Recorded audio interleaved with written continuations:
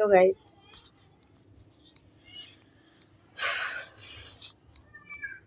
पता नहीं आजकल की जमाना कैसी है यार।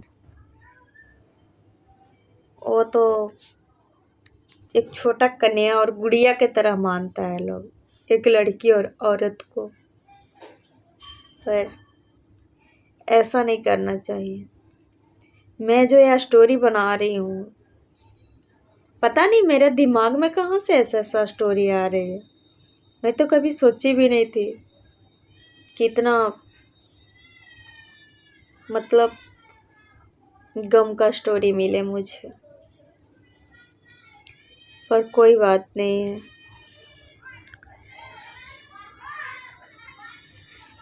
तो एक और है, शायर है।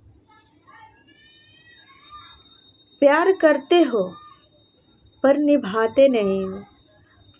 प्यार करते हो पर निभाते नहीं हो। अरे यार, जब मैं प्यार से पूछती हूँ तो तुम बताते नहीं हो।